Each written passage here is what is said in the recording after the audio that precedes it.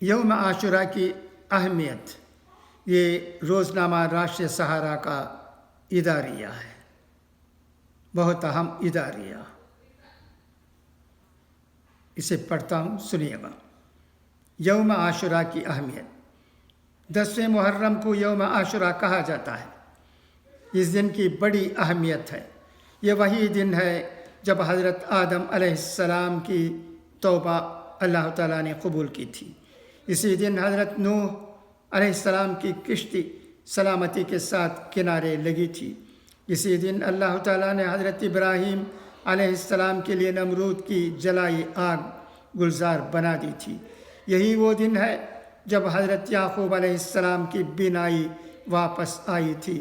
اسی دن حضرت موسیٰ علیہ السلام کو فرعون سے نجات ملی تھی، اور اسی دن حضرت یونس علیہ السلام مچھلی کے پیٹ سے باہر نکلے تھے، یعنی 61 ہجری سے پہلے اس دن بڑے بڑے کام ہوئے تھے، اور اسی دن قیامت بھی آئے گی۔ مگر حضرت محمد مصطفیٰ صلی اللہ علیہ وسلم کو ماننے والا اور انسانیت میں یقین رکھنے والا کون شخص یہ جانتا تھا کہ اسی دن میدان کربلا قیامت کا منظر پیش کرے گا۔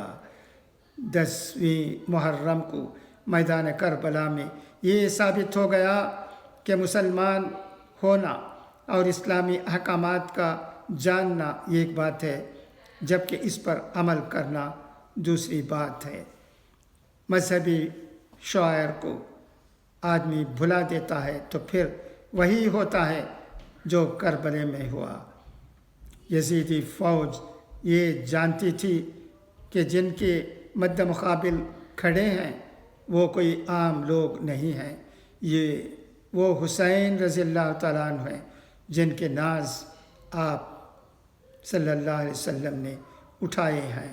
یہ نواسۂ رسول کے صاحبزادے حضرت علی اکبر ہیں، جو ہم شکل نبی صلی اللہ علیہ وسلم ہیں۔ یہ حضرت عباس ہیں، جو بھائی کی محبت کی ایک بہترین مثال ہیں۔ یہ نواسی رسول صلی اللہ علیہ وسلم حضرت زینب رضی اللہ تعالیٰ عنہ کے صاحبزادے اون و محمد ہیں۔ اس کے باوجود یزیدی فوج نے تلوار اٹھانے کا جرم کیا، مقدس شخصیتوں کو شہید کرنے کا جرم کیا، اور ایک بدترین مثال قائم کر دی۔ یزیدی فوج کے لوگ کلمہ گو تھے، مگر کلمہ کا مطلب نہ سمجھ سکے۔ اگر سمجھ جاتے تو یہ بھی سمجھ جاتے کہ جیسے مسلمان ہونے کے لیے لا الہ الا اللہ کے ساتھ محمد الرسول اللہ پر یقین بھی ضروری ہے، اسی طرح محب رسول صلی اللہ علیہ وسلم بننے کے لیے نبی صلی اللہ علیہ وسلم سے محبت کے ساتھ اہل بیت سے محبت بھی ضروری ہے۔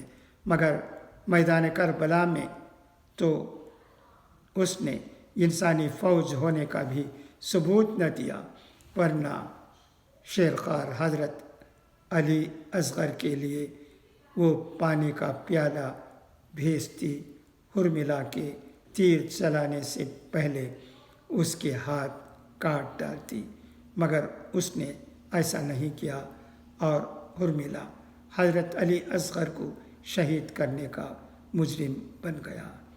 ایک ایسا مجرم جو آج بھی صفا کی ایک بدترین مثال سمجھا جاتا ہے۔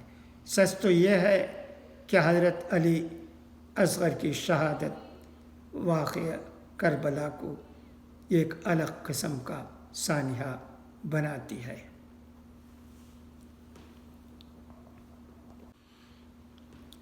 واقعہ کربلا انسانی تاریخ کا پہلا واقعہ تھا جب ایک باپ کے ہاتھوں پر بیٹے کو شہید کر دیا گیا، مگر اس باپ نے ضبط کا بند ٹوٹنے نہیں دیا۔ اس کے باوجود جنگ کے اصولوں کو نظر انداز نہیں کیا کہ مد مقابل کا کوئی اصول ہی نہیں۔ دراصل حضرت امام حسین رضی اللہ تعالیٰ عنہ جانتے تھے وہ نواسۂ رسول ہیں، کسی بھی حال میں ان سے ایسی بھول سرزد نہیں ہونی چاہیے جو ان کی بدنامی کی وجہ بن جائے اور دشمنان اسلام کو ان کے بہانے اسلام کو بدنام کرنے کا موقع ملے۔ اس لیے انہوں نے سر کٹا کے جنگ جیتنے کا ایک نیا انداز سکھا دیا۔ یہ انداز آج بھی اتنا ہی کارگر ہے جتنا اس وقت تھا، کیونکہ حسینی رنگ اب بھی حق کا ہی رنگ ہے، اور اسی لیے یہ بلا تفریق مذہب و ملت ہر اس شخص کو بھاتا ہے جو حق پرست ہے، انصاف پسند ہے اور یہ سمجھتا ہے کہ حق و انصاف کے تقاضے پورے کیے بغیر انسانیت کے تقاضے پورے نہیں کیے جا سکتے۔ انسانیت کی بقا کے لیے ضروری ہے کہ حق و انصاف کا بول بالا ہو۔ کربلا میں حق پر قائم رہنے والوں کی تعداد بہت کم تھی، مگر اس کم تعداد نے یزیدی لشکر میں کھلبلی مچا دی تھی۔ اس نے جنگ کے اصولوں کو بھلا دیا اور فدائین حسین رضی اللہ تعالیٰ عنہ میں سے کوئی ایک ساتھی اس کے مقابلے کے لیے جاتا تو وہ سارے کے سارے ایک ساتھ ٹوٹ پڑتے۔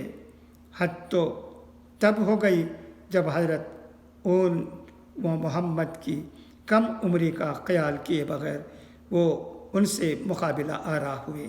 آج بھی حق بات کہنے، حق بات پر عمل کرنے والوں کی تعداد کم ہے، مگر انہی کم لوگوں کے سہارے دنیا چل رہی ہے۔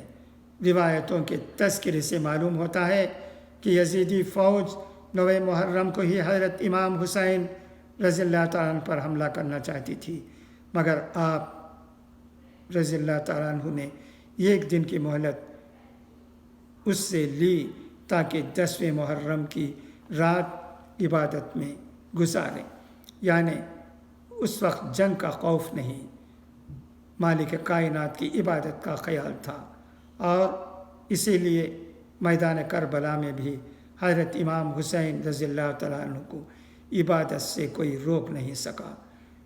حسینی ہونے کا تقاضا یہی ہے کہ حسینی کردار کو اپنایا جائے، سجدے کی اہمیت سمجھی جائے اور سجدے کے وقت یہ اطمینان رہے کہ راہ مستقیم پر ہیں۔ انسانیت کی بقا کے لیے بلا تخریف مذہب و ملت حق و راشٹریہ سہارا کے آئینہ کالم میں ارشد ندیم صاحب کی ایک ربائی شائع ہوئی ہے، اسے میں پڑھتا ہوں، سنیے گا۔